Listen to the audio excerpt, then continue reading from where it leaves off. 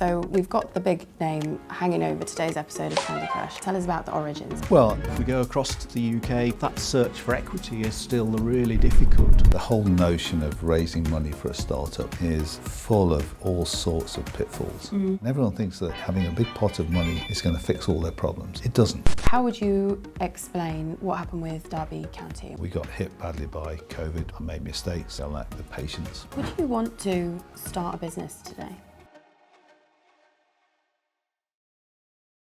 Welcome to Lead Out Loud, the podcast from Warwick Business School. Today we explore the real story behind getting a business off the ground. We're joined by Mel Morris, entrepreneur and investor who helped build Candy Crush Saga into one of the most successful and digital products in history, reaching hundreds of millions of players worldwide and reshaping how we think about mobile engagement. Thank you for joining us today. Thank you, Bron. Alongside Mel is Professor Stephen Roper, an expert in enterprise innovation and scaling, here to unpack what it takes for ideas to grow, evolve and endure, as well as how leaders adapt when plans don't quite go as expected. Afternoon.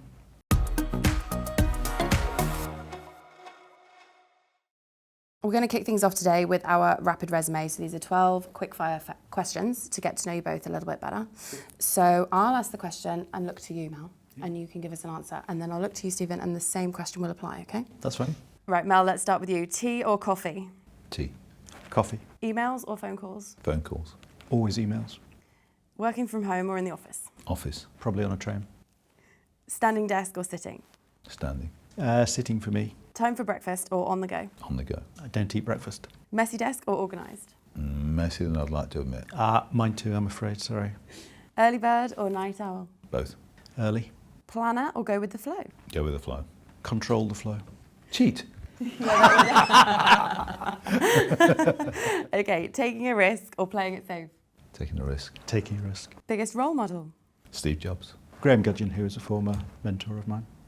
Best go-to song for motivation? Eminem. Seize the moment. Beyonce. I was there. Oh, amazing. I love that song. So if you weren't doing this job, say, what would you be doing? As in today. As in, maybe in life. Oh, in life. Yeah. That's probably more. I'd love to say I'd be playing with my granddaughter and my grandson. It's like, but no, I think I'd be in front of a PC developing code or cracking some technical problem or answering some question for someone as a customer or whatever. So, I would be writing a short proposal for the Department for the Economy in Northern Ireland on innovation and clustering. Amazing. We'll get into whatever that means. love it. So, Mel, can you tell us a little bit about the story of your career? So we've got the big name hanging over today's episode of Candy Crush, and that was a huge pillar for you and the kind of world. So where did that begin? Tell us about the origins of that. Well, it started quite a way before that. I won't bore you with the sort of 70s because that's probably going back too far. So Candy Crush, I was more, the investor come chairman of the business as opposed to, let's say, the powerhouse behind it. That was down to a very small number of talented people. Names particularly, Riccardo Zacconi, who was the CEO, Stefan Kogan, who was the COO, and then the production, and if you like, the creative team, Sebastian Knudsen, and etc. And those guys were phenomenal. But it started before that Riccardo and Toby Rowland were working for me in uDate. And when we sold uDate, they decided they wanted to go on and pick up this company in Sweden that was called Midas Player. And they picked it up, made some money on uDate, and that money very quickly got exhausted. And they approached me to help them with the financing of it. And believe it or not, none of the VCs wanted to touch the business at all. And I know several of them later have since said, oh, we knew it would be a success from day one. Well, 10 years later they did. Okay.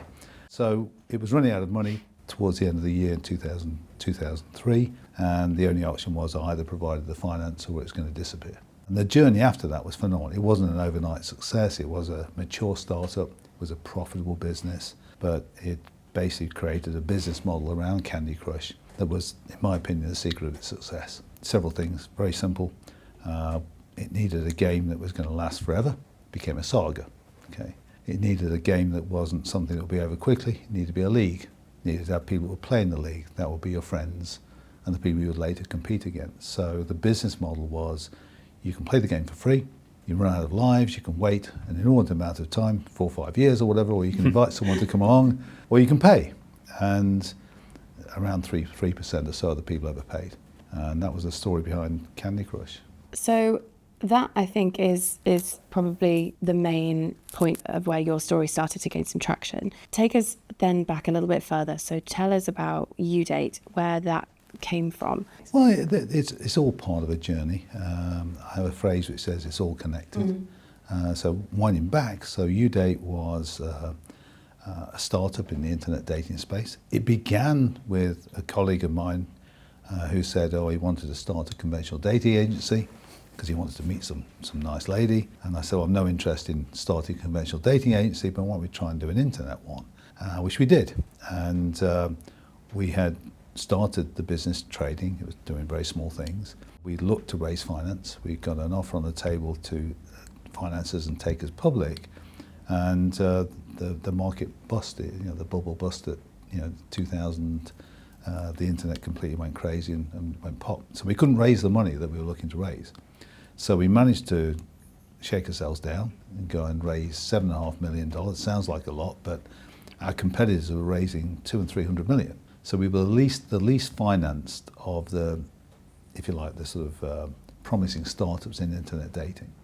But that became our advantage because we had to be that much more efficient. So as we built uDate up, we went from being nowhere to having probably the most successful business model in the entire internet dating space. But we couldn't scale fast enough. We just couldn't grow quickly enough.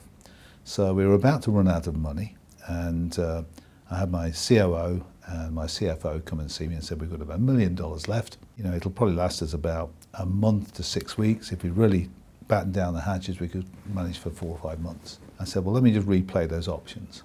We can basically go out and drown quickly, or we can spend our time treading water for 4 or 5 months and have a slow, lingering, agonizing death. Neither of which sounds particularly enjoyable. So there has to be a different option. So I said, we've got $1 million left. Find us someone with less than $1 million in the bank, with a large customer base in our space, and let's go and buy them. We were public. We'd done this reverse takeover, and we ended up buying a business called Kiss.com. It was formerly a Russian bride site, and we bought that business for stock and a loan note for $5 million, which you can imagine, we had only $1 million in the bank. And the guy who owned the business said, well, how are you going to pay this loan note off? I said, well, look, firstly, we're going to give you a chunk of the revenue every quarter until it's paid off. And if the business goes pop, the loan note lets you take the whole business. So you're not taking much of a risk because you're almost out of money anyway. Anyway, we took them over. We became the number 2 in the internet dating space within 6 months. And that got us on the map for that. We then later sold that for $150 million in stock, which was $270 million by the time we exited, to a company that was then called USA Interactive, later became IAC. So that was the uDate piece. Prior to that, there was a whole myriad of successful software companies as well that I built up and started. Most prominent ones were Prometrics, Minitech being two of the most prominent ones of those. Prevx, the cybersecurity business. That's an incredible journey. What does your experience in that startup space tell you about Mel's experience? Is that typical, the kind of roller coaster he explained, and what he was up against? I think it absolutely is typical of many early stage businesses, and it's all about that finding the right team. It's all about finding the right business model, and you talked about that in a couple of contexts, and then it's all about finding the finance. And it needs all of these bits to kind of come together, and they're all very interrelated, I think, as you go along. And we still hear that story. I could take you to 100 companies that we've talked to in the last year that could tell you exactly that story. And we know that, if we go look across the UK, particularly in the very early stages of businesses' life, both software, life sciences, all sorts, that search for equity is still the really difficult one. So it's that search for equity finance. We did some research recently which said, firms were approaching 5, 10 equity funders to try and get their first round of funding, and that's really a bad thing, because while they're doing that, they're not concentrating on the Self-destroying. business. It's so distracting from the actual idea of, developing the business. So absolutely recognise the story. The great thing is, I think, you have the persistence to blast through the different challenges that you've got, and then, the sort of spirit to go back and do it again. That I think is very admirable. You said soul destroying then. So at that very early point, what does that look like? Steve makes a great point. I think the whole notion of raising money for a startup is full of all sorts of pitfalls. And if you're not careful, it becomes something that can demoralise the business as well as deplete its resources. And that's the challenging thing with it. So some businesses are built around a product which has a tangible thing to it. Others are built around a service, and they're very different things. If it's built around the notion of inventing or creating something, you have to find a way of being able to get that to a point of at least almost a proof of concept before you start running around trying to raise funds, because most people will see it as being hot air until you've got something tangible. And that's really challenging. So even if it's something that could change the world, VCs are not really wanting to take the risk on those things. A few are, not many. So you've got to be careful that you don't lose sight of what it is you're trying to build or do while you're raising money. And of course, you send these things out, all of them will call you back, and you might get a half an hour or 1 hour Zoom or something with them or whatever, and then they either don't come back to you, or there's no, it's not really for us or whatever, and you think, what was that all about? And none of them are going to say during the call, I think it's a waste of time, we won't come back to you, you prefer that. So, and then you think, well, was our pitch deck wrong? Should we change it again, go around a different way? I think you've got to have a really clear view of what you want to build, what are the stages of that, and realistically, how little money can you manage on to get those things done? And everyone thinks that having a big pot of money is going to fix all their problems. It doesn't. Sometimes it'll be the worst thing you can have, because you don't become efficient, you don't look at what you're doing. So I think the starting point for me is clear view of what you want to build, be it a product or a service, a real understanding of what the challenges are. Designing the service, putting it out there is the easy part. Marketing is going to be the issue. Where are my customers going to come from? What's that going to cost? Can I make margins on the service? If it's a product, you've got a bit more option there, because you can say, well, okay, there's a market for that product. You know where you're going to sell it, you can do something with that. And are you going to become the sales point for the product, or are you going to be licensing the product to someone else to build it? There's all sorts of different ways that any one business could take different routes to market. And I think understanding those and not confusing them all into one blurred picture is a good thing. And I often say, VC that say, what's the total addressable market for your invention or idea or product or service? Tell you what, if when you go and meet them, they don't have a clue what that is, walk out, all right? Walk out. They haven't got a clue what you're trying to do, all right? Yeah. Do you think that the guys doing, things like Uber, do you think they have to go and say, we've done a market study and the worldwide market for taxis is about 3 trillion a year and we're going to grab a piece of it? It's academic. We've got a service that would change the way people use taxis. I don't know what it's worth, but it's worth a fortune. The actual number is irrelevant. But no, if a VC is asking you what the TAM is, they clearly don't have a clue what it is you're trying to work on. Walk out. It's really interesting, because it's one of the most common things that we hear from early stage entrepreneurs, that the investors themselves don't understand the potential growth of the opportunity, and sometimes that's around science and they're not understanding the science, but sometimes it's just around the VC or the private equity investor, the angel, just not really seeing the value of that opportunity. So I think that's a really, really interesting thing. We've talked about sort of holding on to the vision and making sure you've got you're anticipating the questions and you know more than what it is that you're providing. You've got a bit of a breadth. What else comes into play, Stephen, with the work that you do with the Enterprise Research Centre, in as far as the culture, what's happening in the world at the moment, policy, budgets, all that sort of stuff? How much of a role does that have to play? I think it has a lot to play in the very early stages, because things like regulatory frameworks, for example, particularly in life sciences, play a huge role in shaping that. We know that sort of for university spin-outs, for example, the sort of funding system that universities can put in place around those businesses to help them develop the intellectual property and protect the intellectual property is hugely important. So I think in the very early stages, many businesses depend an awful lot on the sort of environment, the ecosystem which they're in. As businesses grow up, build up their internal resources, that dependence becomes a little bit weaker, and so it's not quite so important. But in the very early stages, it's kind of critical. And then we get other kind of priorities come into this. So, we have a national sort of mission on growth at the moment, which is so important. And so, the whole idea about, we've got businesses that are in this early stages. How can we grow these businesses nationally more effectively? Put in place perhaps policy supports, investment incentives, which empower people to put money into these businesses to scale them as quickly. That then becomes hugely important. So all of these different aspects of the policy environment are important, but none of it is more important than what's happening in the hearts and minds of the entrepreneurs, because without that sort of ambition and the sort of fire that drives those businesses on, you're never going to get high-growing businesses, because it's about risk and it's about putting yourself out there and taking the kind of chances that Mel's taken at various points in his career, I think. Would you want to start a business today?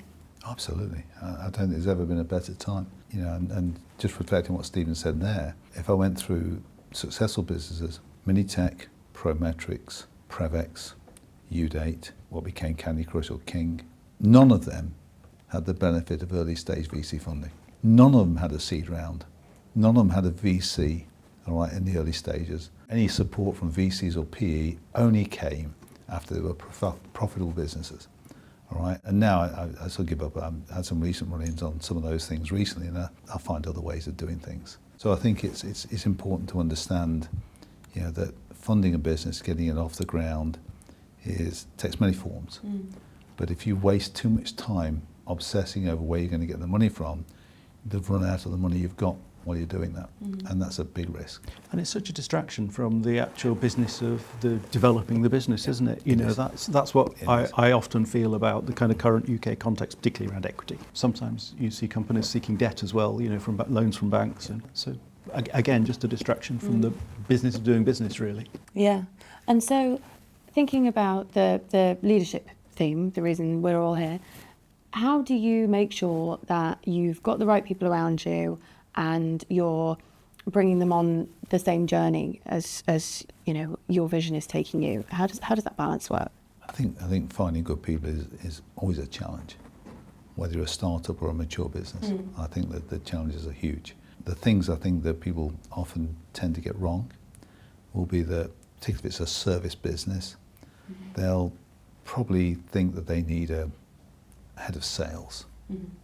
And I think most businesses that are starting off, if the CEO or the front man for the business can't sell to the first handful of customers, then don't expect a sales guy. Even if someone from another business has been successful at selling, don't expect them to come on board and fix that problem. So think about where you're going to find people. What roles do you really need? All right, and you may not find it comfortable going out and selling, but sometimes it saves a lot of money.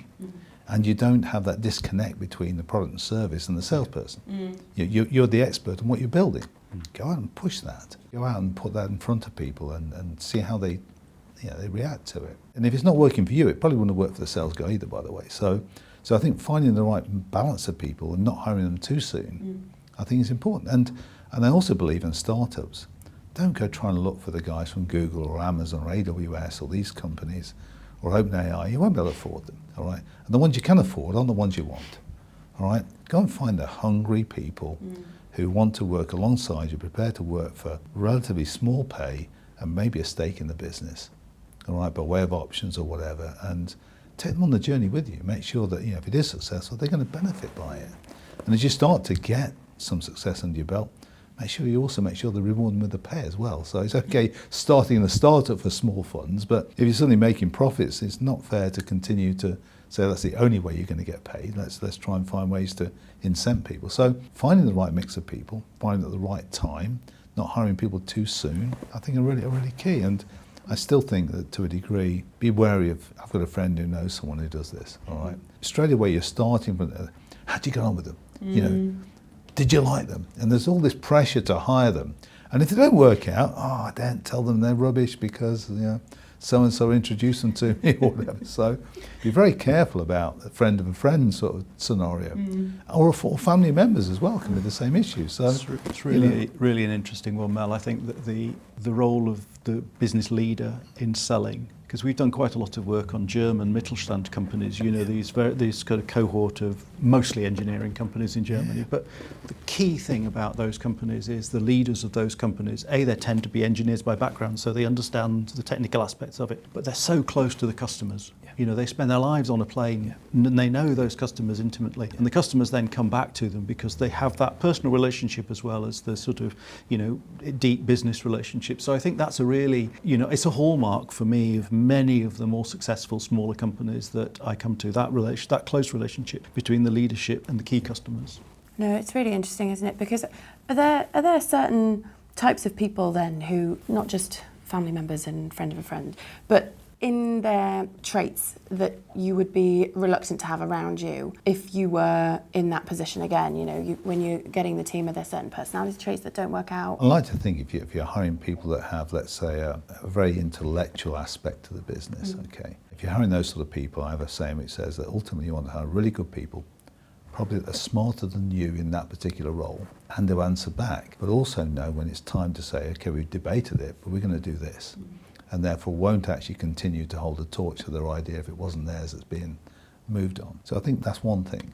And I've got some great people now in Corpora that are like this, where I've got people in there that are really talented. They don't mind developing their colleagues. They don't mind bringing along the junior people with them, and they take a pride in showing them the right techniques for doing this, how to crack that problem. Why not to do that? But here's what you could do about it. And having people who can therefore share and can educate and can train and can lead people, I think is really important. However, you know, beware, because, you know, it's all too easy if people are very good at their tasks. They can be arrogant, or they can be dismissive of other people, and that can suppress an organisation. So if you want talented people on board, you need those that are actually prepared to share, or at least not going to get in the way of other people learning.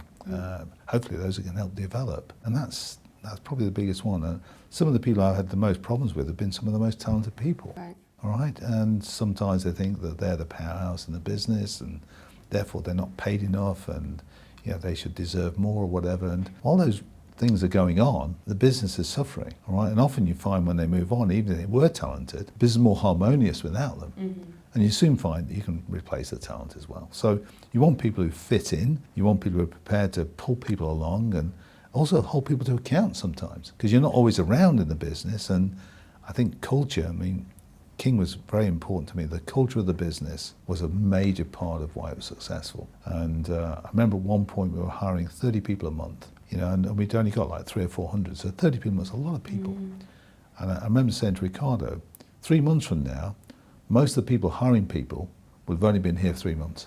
Make damn sure that they know what the culture is. Because if they don't, we're actually allowing our culture to just evolve in a pathway that we don't know where it leads. How would you define the culture that you were looking for? Well, I think culture has to be something, and well, it's an interesting one, because Ricardo was a brilliant leader, a very, very good CEO. He wasn't someone who knew better than everyone else in the business, but he knew how to ask questions. Sometimes because not even if he wanted to know the answer, but he wanted other people to think about the answers. So I think there's times when you want a leader of a business, particularly a startup, who can answer many of the things, can do lots of the roles. But there's also a time when that's also oppressive. So there's recognising the time when to let go of the reins a bit, and maybe the founder becomes the chief scientist, or you know, and then someone else comes on board as a chief executive. Those decisions sometimes are important to make at the right times. But finding good people who are talented, collegiate, open-minded, want to encourage people, want to prefer to believe it's half full as opposed to half empty, they're important. So when you're working with the agencies and passing that forward, is there any communications about the traits or what you're trying to encourage in that team building phase? There's definitely quite a lot of conversation about mindset, particularly around the business leaders themselves. So, absolutely, we're interested in things like ambition, we're interested in individuals' reflexivity, their ability to sort of look at themselves and sort of take a view on what their own strengths and weaknesses are, and therefore what they need to backfill with complementary skill sets. So there's definitely a lot of that around that sort of team building and leadership side. I think there's a little less on the cultural side, typically, of building a business. But I agree, I think that's an absolutely critical kind of element of this. It's just really hard to define, and therefore I think actually it's quite a hard thing very often to sort of communicate in sort of formal business courses, and it when you see it. I mean, we work very, very hard in my centre to build a culture which is exactly what you say. It's respectful and open and collegiate and all of those positive things, but actually quite prepared to say you're wrong if somebody's wrong, and that's quite a hard thing to build, and it's very fragile often. Yeah. It was interesting because there's quite a famous case of one of the design studios in the States, I think it's Pixar, who had a policy of kind of every 10th person they used to recruit, they used to recruit somebody who was quite awkward, and they always said that was a little bit of the kind of salt, the salt that sort of made everybody else kind of go, oh, what's going on, and then actually sort of react to it. It wasn't a rule, let's say, but there's a bit of a story around that. So I just wondered whether that was ever been part of your strategy. You recruit somebody who's slightly awkward just to kind of stimulate a little bit of. My businesses have never had the luxury of enough finance to be able to have that sort of situation. Well, Pixar's probably a slightly different business. So on your journey, Mel, we got as far as you worked with King and Candy Crush. How would you explain what happened with Derby County, and where did that begin for you? Where did the idea come into your head? Listen, I'd been a fan from a young age. You go into this thing and you want to be successful. I think I lacked the patience for that. I wanted it to happen faster. All right, and that creates all sorts of problems. I do say in football that sometimes the luxury of choice can be a curse. All right, if a manager has the choice of working with his current squad versus going and buying 11 players of his own choosing, if he's got the option to do that, he'll do that. Trying to find 11 players that's going to be a team is really difficult. So if you don't have the luxury of choice, you've got to deal with what you've got. And I wish I'd understood that part of it earlier in the cycle. We got hit badly by COVID. We were the only business in the country, I think, that had to continue to provide our services, and yet our revenue was completely taken away. All right, the government had the option to say, we'll make you whole on that. They never did that.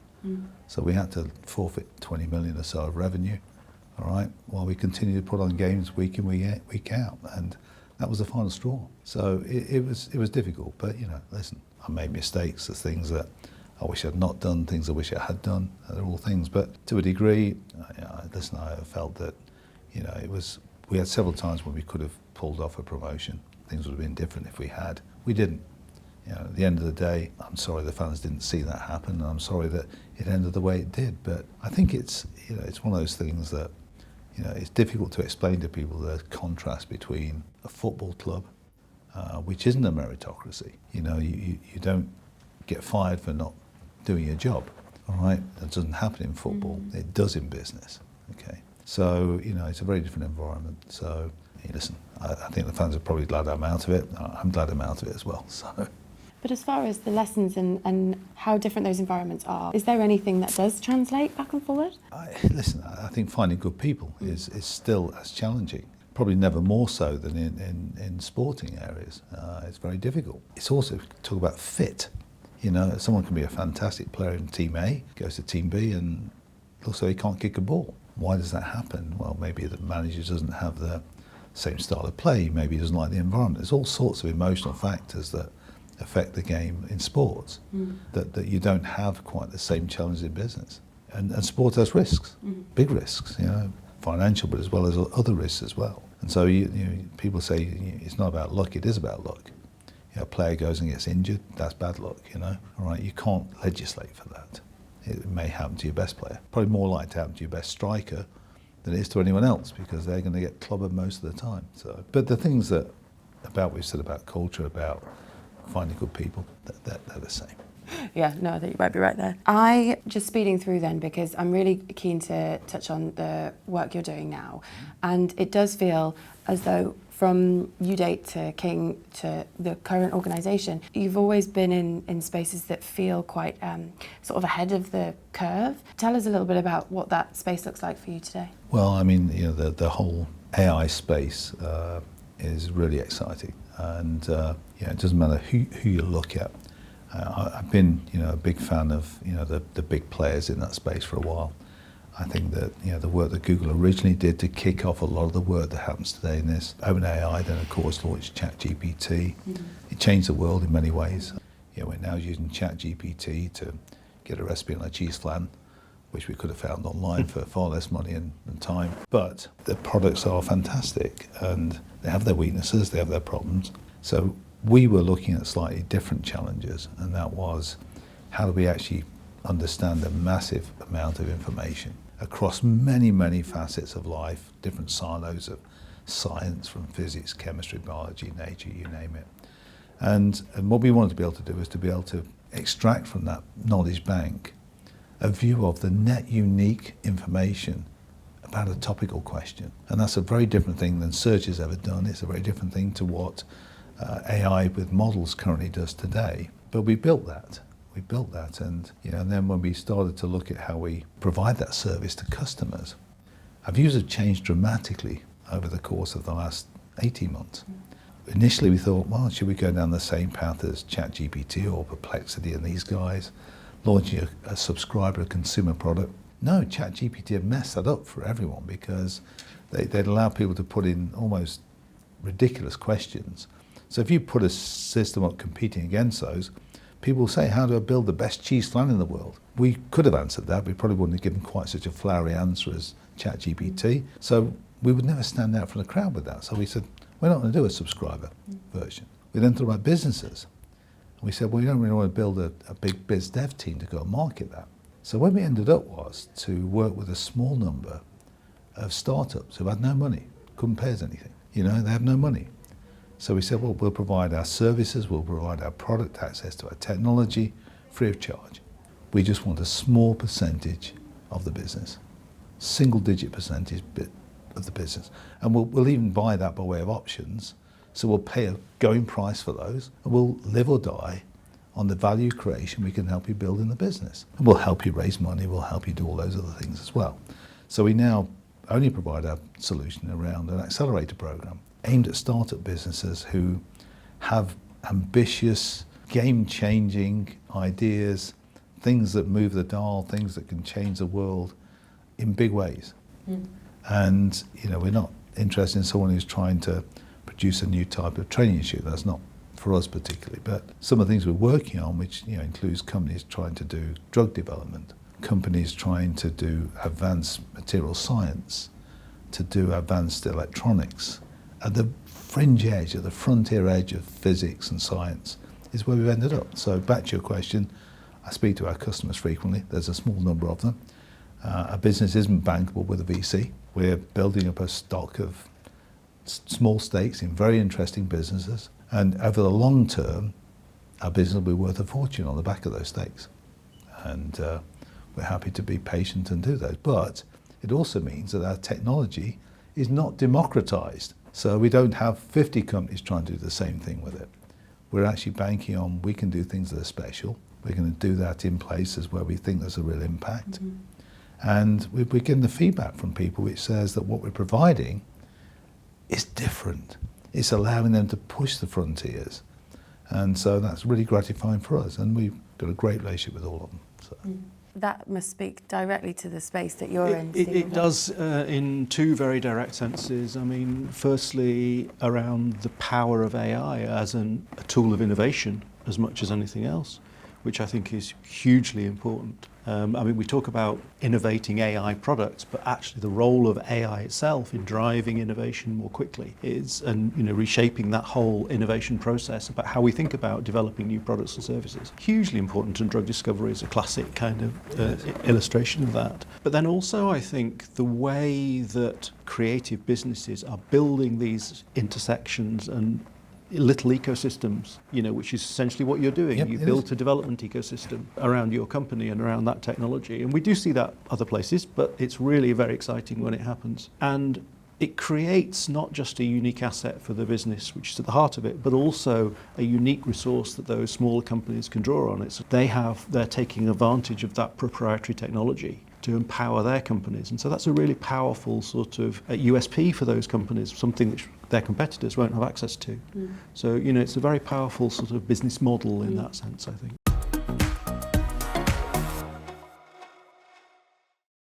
What I like to do at the end of every episode is leave with a bottom line. So it's what one thing would you like any person in our audience to take away from today's conversation? So obviously we've gone through all sorts of ups and downs and hints, tips, teams, leadership. But if there was one thing that you would like to whittle it down to, what would you say, Mel? Can I be candid? Please do. Okay. This is a fabulous university.